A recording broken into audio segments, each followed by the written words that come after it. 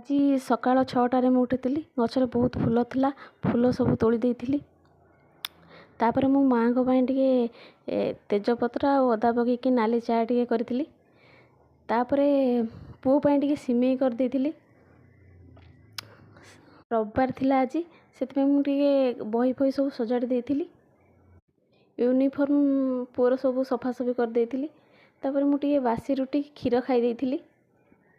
କ୍ଷୀର ଖାଇସାରିଲା ପରେ ତାପରେ ଯାଇଥିଲି ଗାଧେଇ ଆସିଲା ପରେ ବହୁ ସମୟ ପରେ ଟିକେ ମୁଁ ହନୁମାନ ଚାଳିଶା ଟିକେ ପଢ଼ି ଦେଇଥିଲି। ତାପରେ ଟିକେ ଲଞ୍ଚ ପ୍ରିପେୟାର ହେଇଥିଲା। ଲଞ୍ଚ ପ୍ରିପେୟାରରେ ମୁଁ ଆଜି ବନେଇଥିଲି ଭାତ, ଡାଲମା, କୋବି ତରକାରୀ,